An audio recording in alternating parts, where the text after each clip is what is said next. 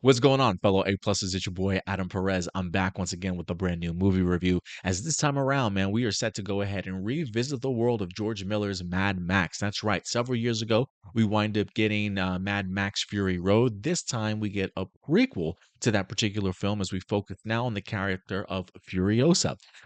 Even though they didn't get the opportunity to get Charlize Theron to certainly come back as the character, this is in fact taking place years before Fury Road. So they definitely wanted to get an actor that was a little bit younger, and they landed a star in Anya Taylor-Joy, who's really been on the tear lately in regards to some of the films that she certainly has been in.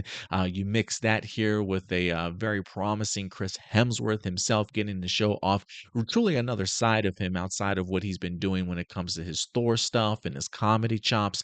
If there was anything going into this film that I think for me personally I was most fascinated in, it was probably going to be the Chris Hemsworth stuff in here. But look, I'm a big fan of George Miller. I think even in his late 70s, he's an incredible director. He continues to push the high octane sort of action. The pace is always ridiculous in his particular films, and the man literally sort of never slows down. I'm really impressed with what George Miller's continuing to be able to do in his late age, and it would not surprise me if he winds up making another sort of Mad Max movie here to kind of complete a trilogy, if you will. He has kind of teased about it in recent articles when promoting Furiosa. So we'll see what the next chapter certainly is. But to be frank with you, this movie has not been doing too well at the box office, surprisingly. I thought this movie was going to be a little bit better after, well, I thought it was a successful film in Mad Max Fury Road and thought maybe some people would certainly be interested in checking this one out. But the box office is looking kind of gnarly right now. But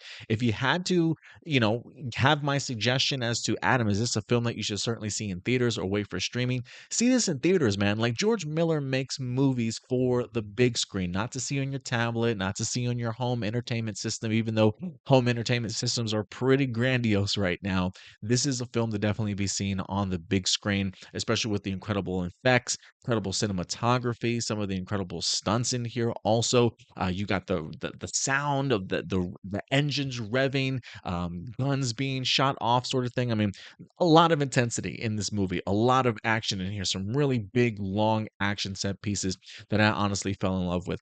So, should you see Furiosa?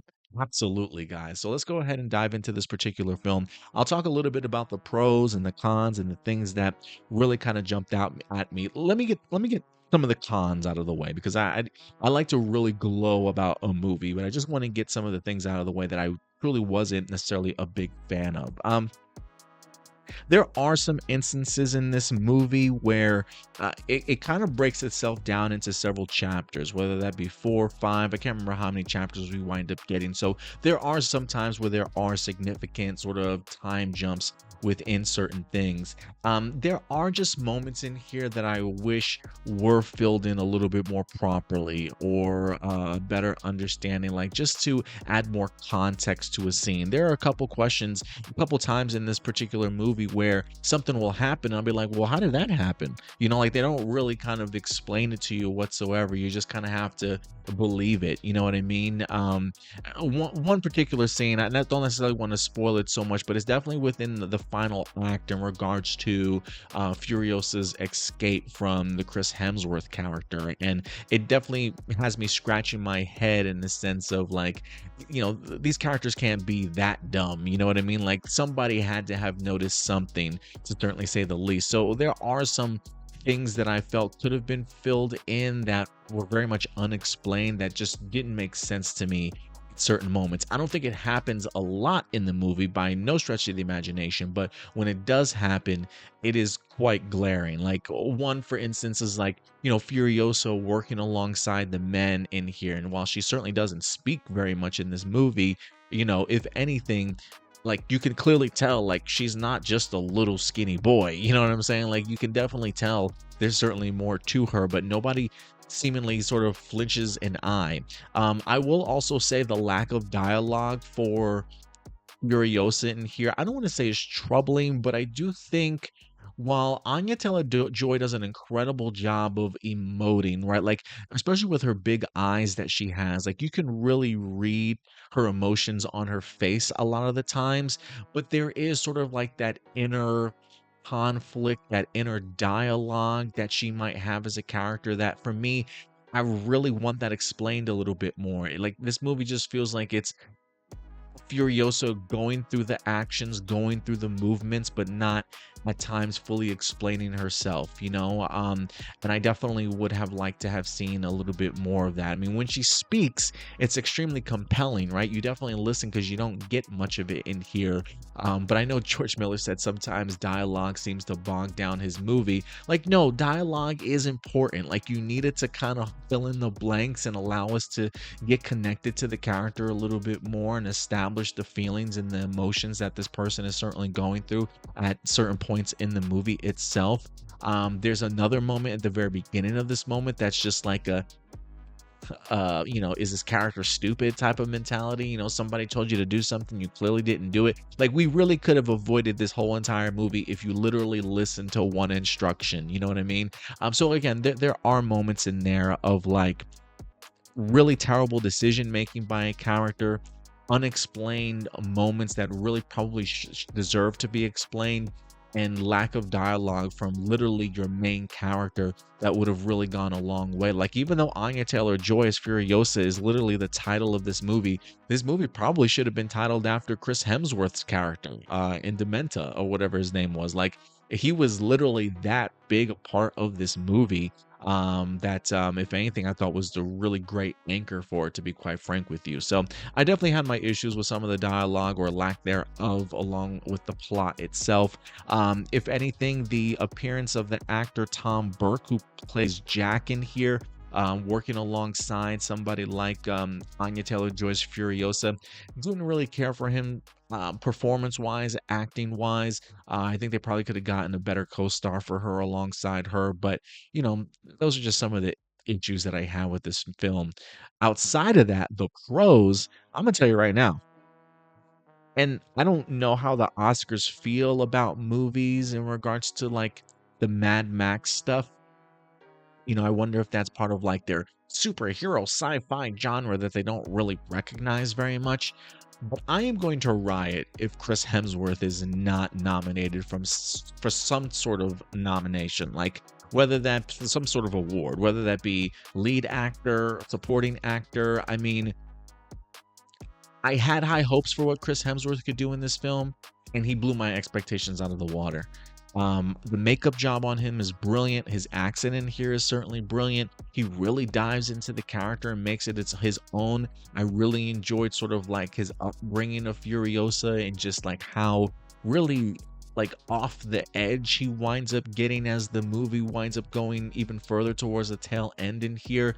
And he definitely gets his just dues. I mean, the guy is a despicable man for sure, and Chris Hemsworth plays him absolutely brilliantly, man. I was hella impressed in here, to be quite frank with you. And so I hope he gets nominated just because of the fact that one, not only was his performance great, but it feels so out of the box for somebody like Chris Hemsworth that I do feel like he should certainly be recognized for it. I mean, we'll see what other movies wind up sort of topping this particular performance, but for me, Chris Hemsworth's performance in this film was probably one of the better ones that I've seen sort of all year long. And I've seen quite a few movies so far, maybe like 11, 12, maybe not as many as other people, but looking back on last year, I think I literally saw like 10 movies all last year, 9 movies, and the halfway mark of the year I've already surpassed it. So I'm trying to go to the movies as much as I possibly can.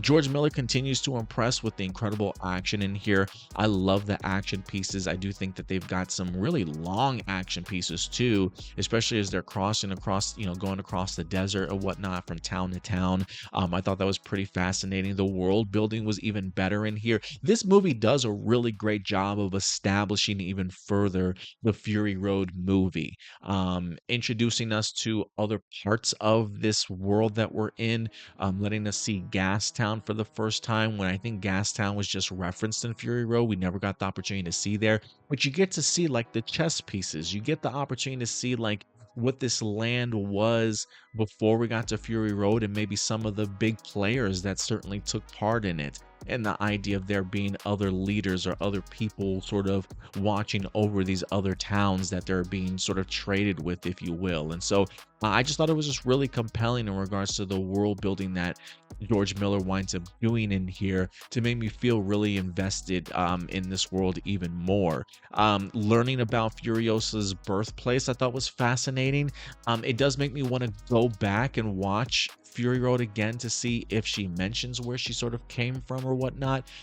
But to kind of learn about that, I thought was really fascinating, especially when you get to see just the difference that where she comes from is compared to everything else certainly around her, and why so many people would like to find out where she certainly came from as well in this film. So I thought George Miller did a really great job of expanding upon the lore of what he's already established when it comes to Mad Max. And I think even the point towards the very end of this movie, while we don't have a post-credit scene, the end, like the mid-credits, if you will, do a really great job of connecting the very end of Furiosa to where it really then jumps into Mad Max Fury Road, and giving us brief clips in between all the credits that are certainly rolling also. So you really get to see how it's all connected for the most part.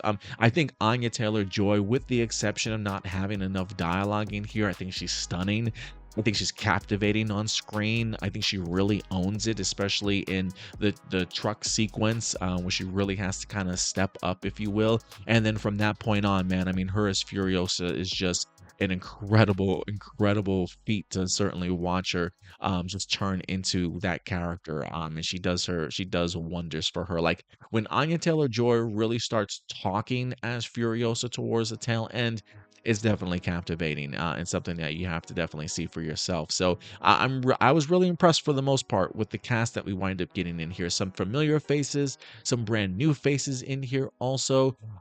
It got that George Miller sort of high octane vibe. You know, the pacing is going to be quick, really great cinematography, incredible sort of special effects, stunt work in here. And then, of course, just the whole post-apocalyptic sort of vibe that you get of just really cool costume design, creature design, human design. Like there's a character in here that Chris Hemsworth keeps by him most of the time that's like this historian. And I can't remember if I saw him in Fury Road or not, but the guy literally has X tattooed all over his face and his body, all over his robes. He's like literally a walking encyclopedia of history, and he kind of keeps Chris Hemsworth character up to date or learning a lot about the world, what it was before, and understanding how things work currently. You know what I mean? It seems like Chris Hemsworth's character is really absorbing a lot of that stuff. And so I just thought it was really cool for him to have a right-hand man who was a historian, and I think just a really cool costume design and really great character work from him. So look, man, I enjoyed this film. Do I think it was perfect? Absolutely not. Do I think it was good and enjoyable and one that should certainly be seen on the big screen? Yes. Go ahead and certainly check this movie out for yourselves. And let me just say this, if you guys are still watching this movie or this movie review towards the end, you know, on Cinema Score, and I believe Rotten Tomatoes, I think critic score gave this movie an 86, so like a B plus, right? Cinema Score gave this movie a B plus too, and Cinema Score is very much celebrating it. But I am finding it fascinating how people online, at least like film Twitter, recognize B plus as like a bad movie. Um, I don't know if Cinema Score has like the way that they grade things has bent people towards thinking the only thing worth seeing in a movie is an A or an A plus.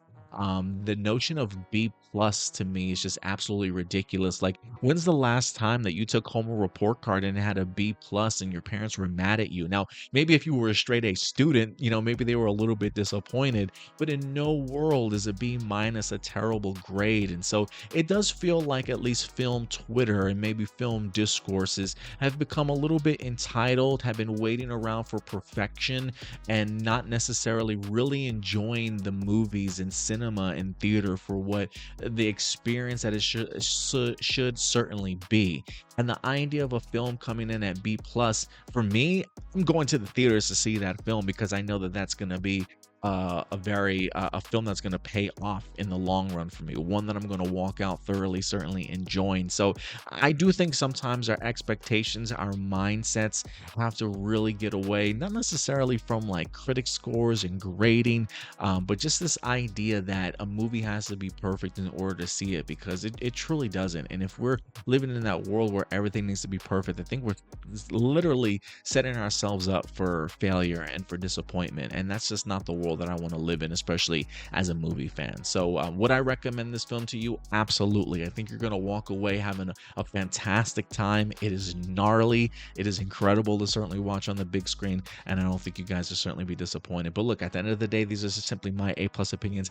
I want to know yours. What did you guys think of Furiosa if you had the opportunity to check it out? Pros, cons, let me know your thoughts in the comment section box below. Let's build off of this conversation and have further discussion. So until next time, do me a big favor, as always, guys. Take care of yourselves, take care of each other, and keep it A plus. I'll talk to you guys later. Bye.